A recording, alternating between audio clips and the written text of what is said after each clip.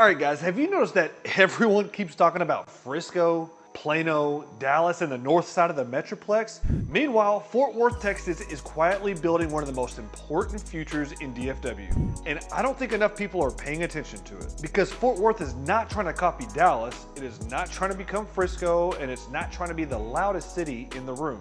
Fort Worth has always had its own pace, its own culture, and its own identity. But here's the part that should get your attention. The long-term growth pieces are starting to stack up. Panther Island is moving closer to real private development. Texas A&M Fort Worth is opening downtown. Westside Village is underway near their cultural district. The convention center expansion is pushing forward. The Stockyards are still gaining momentum. Downtown is getting more interesting, and the cultural district is adding more mixed-use energy. And Fort Worth has crossed into the million-person city conversation. So this video is not a basic living in Fort Worth, Texas overview. We're looking at Fort Worth as a DFW growth map. And really, we're trying to answer the question, is Fort Worth, Texas the most underrated long-term play in all of North Texas? Let's go ahead and dive in. Now let's go ahead and get one thing straight. To understand Fort Worth, and yes, many of you guys from Fort Worth, especially Tarrant County, are gonna agree with me on this one. You gotta understand that Fort Worth is not just the city west of Dallas anymore. For a long time, people outside the area treated Fort Worth like the quieter side of the metroplex. Dallas had the skyline, the corporate headlines, the big city energy, and the national attention. Fort Worth had the stockyards, museums, neighborhoods, and a more laid-back Western identity. And speaking of, if you're anything like us, me and Tara, we just binge watch a lot of these Taylor Sheridan shows, whether it's 1883, Landman, Yellowstone, Dutton Ranch. Man, that whole set and that kind of whole culture is building around or in Fort Worth, Texas, and it's got a lot of people talking about it. So if you're like us, go ahead and like the video and comment below your favorite Taylor Sheridan show. But yes, that West Texas feel, that identity is one of Fort Worth's biggest strengths. But now the city does have scale. Fort Worth has passed 1 million residents and is now one of the largest cities in the country. That changes the conversation. A city with that much population, land, culture, and development capacity does not stay underrated forever. Here's the part that most people miss. Fort Worth has room to grow, whereas Dallas doesn't. Dallas is more built out in many directions. Frisco is expensive and highly planned. Plano is mature, but Fort Worth still has major redevelopment areas, underused land near downtown, historic districts with tourism momentum, and huge suburban growth around its places like Aledo, Walsh, Hazlitt, Keller, Northlake, and Burleson. That creates a different type of opportunity. Fort Worth can grow vertically in some places, outward in others, and still protect the Western culture that makes it different. That's not easy to do. In fact, it's one of the hardest things a fast-growing city can pull off. But if Fort Worth gets it right, it becomes the second major gravity center of DFW in a much bigger way than it already is. Let's start with Panther Island because this is the project that people have been hearing about forever.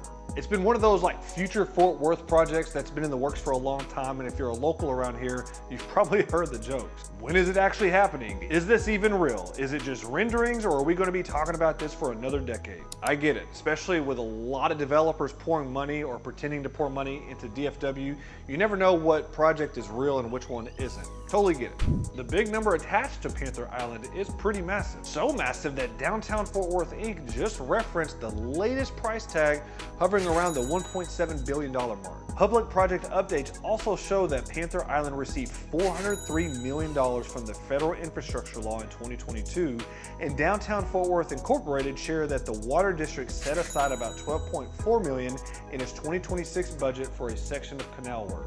And that is why I view Panther Island as an infrastructure play first and a real estate play second. The cool apartments and restaurants are the fun part, but the expensive part is moving water, building canals, and making the land ready for private development. But the important thing for now is that the first major private development is moving closer.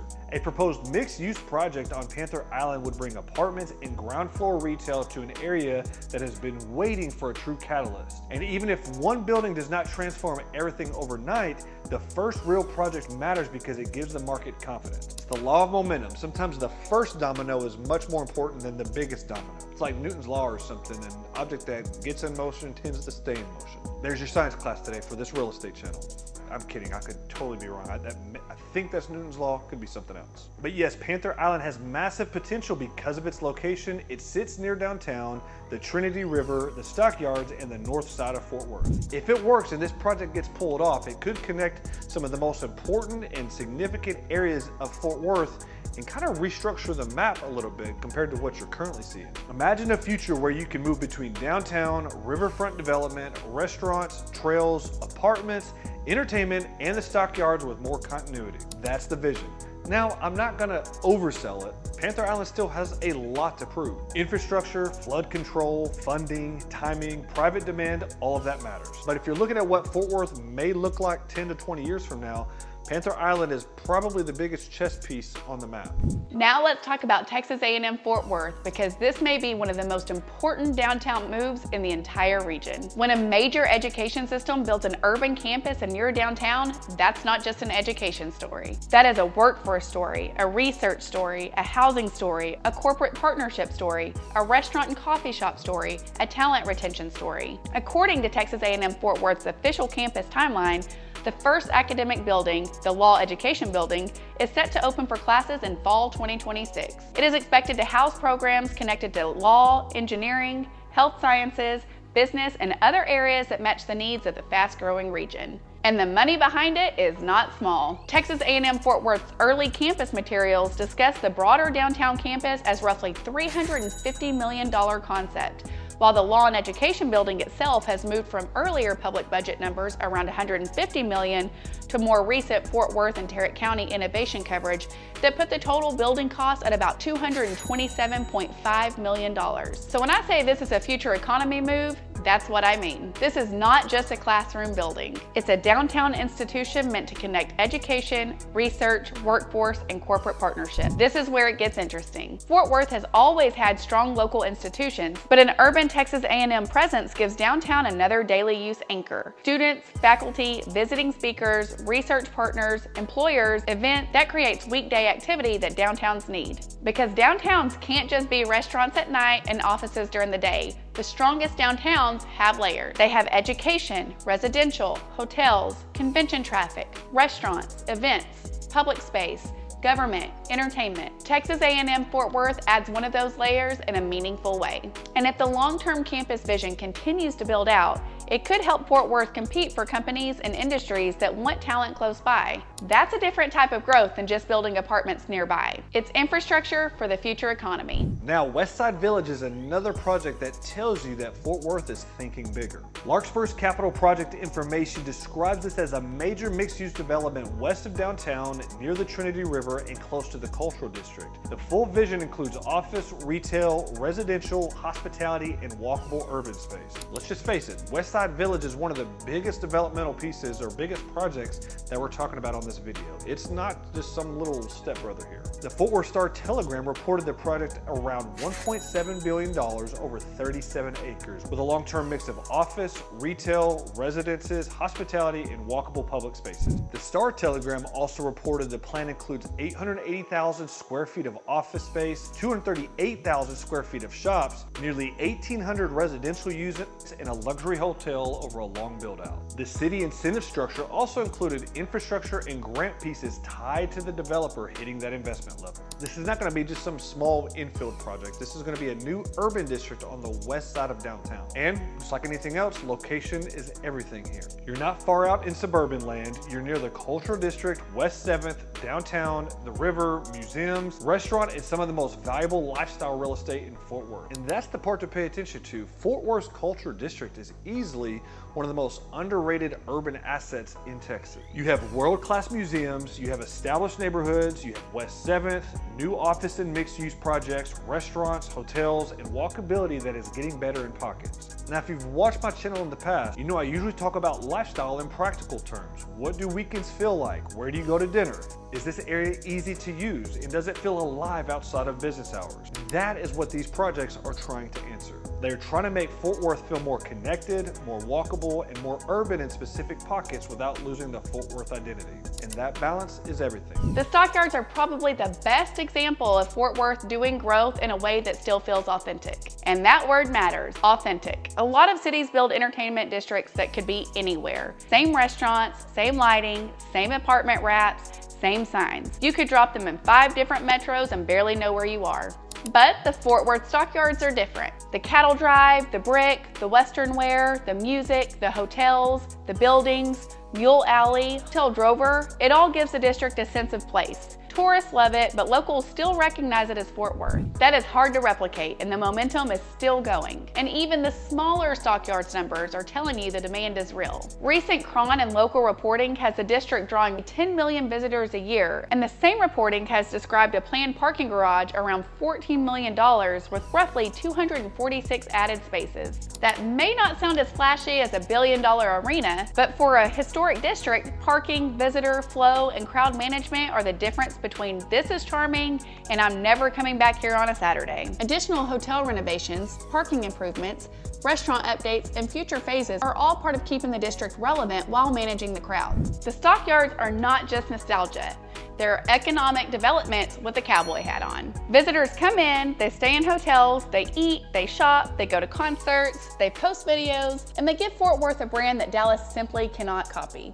That brand has real value. And as DFW keeps growing, unique identity becomes very important, because when every city has new apartments, new restaurants, and new retail, the cities that win long-term are the ones with the story people actually remember. Fort Worth has that story. The trick is protecting it while still allowing smart growth. Now let's go ahead and bring it back to downtown. Fort Worth's convention center expansion is not the sexiest real estate topic, but it does need to be discussed. Phase 1 has already been completed, and Phase 2 is planned as a much larger modernization that replaces the older arena portion with flexible convention space and upgrades the existing building. The convention center numbers are a big part of the downtown story. Fort Worth Incorporated and City of Fort Worth's project updates describe Phase 1 as a $95 million project, and Fort Worth officials have presented Phase 2 as a $606 million expansion and modernization. These are the kind of numbers in the investment that can change how this downtown Fort Worth area is viewed. It's not just about a bigger building. It's about more exhibit space, more meeting spaces, more ballroom space, hotel demand, and more reasons for people to be downtown on days that are not Friday or Saturday night. You probably already know this, but downtowns need people to be there all week and not just 8 to 5.